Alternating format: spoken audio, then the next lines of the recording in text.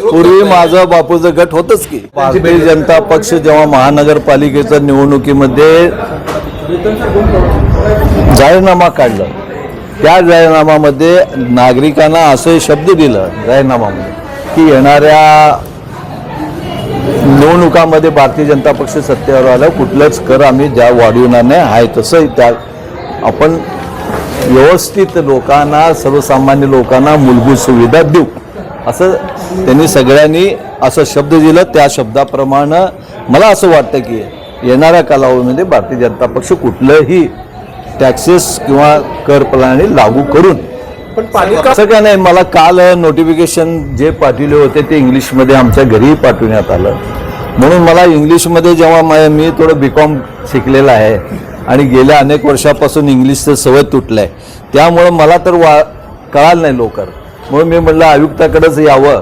आणि माझ्यापेक्षा कमी शिकलेले अनेक लोक आहेत या महानगरपालिकेत, त्यांची काय परिस्थिती होत असेल मला माहीत नाही, त्यांना कसं समजावून सांगता हे समजून घेण्यासाठी मी इथं महानगरपालिकेत आलेलो। आणि पर्याय मार्ग अनेक गोष्टी मी महानगरपालिकेला सांगितले की अनेक गोष्टी महानगरपालिकेने आजपर्यंत खुल्या जागा भाड्याने दिलेल्या जवळपास 605, त्याच्यावर आजपर्यंत 1 रुपयाचाही टॅक्स घेतलं जात नाही, फक्त भाडे जातं। जे मिनी शॉपिंग सेंटर आहेत त्यांच्याकडनं ज्या काही भाडे घेतलं जातं त्यांनाही 1 रुपयाचा टॅक्स नाही आहे। जे मोठे शॉपिंग सेंटर आहेत त्यांचाही कोट्यावधी रुपयाचा टॅक्स थांबलेला आहे। आणि ह्या सगळ्या गोष्टी म्हणजे आज सोलापूर शहरामध्ये ज्यांनी टॅक्स भरतात त्या गुंठेवारीच्या ज्या हजारो टॅक्स म्हणजे जे हे आहेत प्रॉपर्टी म्हणजे जवळपास 30% प्रॉपर्टी आज टॅक्स भरला जात नाही। ह्या ना त्या मार्गाने महानगरपालिकेच्या अधिकाऱ्यांच्या त्यांना कोणतरी सांभाळत असेल, त्यामुळे जे 30% फुकटमध्ये गेल्या अनेक वर्षापासून सगळ्या सोयी मूलभूत सुविधा त्यांनी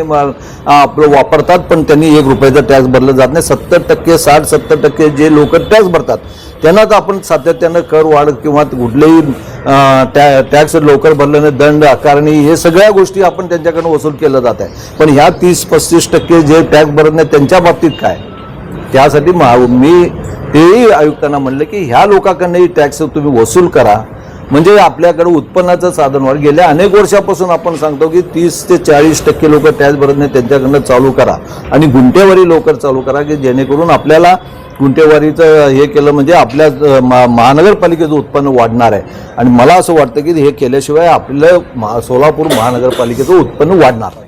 राज कूलर्स एक्सक्लुझिव्ह शोरूम आता आपल्या सोलापुरात। घर, office, factory, hotels, marriage hall या सर्व ठिकाणी लागणारे विविध प्रकारचे 50 पेक्षा जास्त व्हरायटीजचे कूलर्स एकाच ठिकाणी।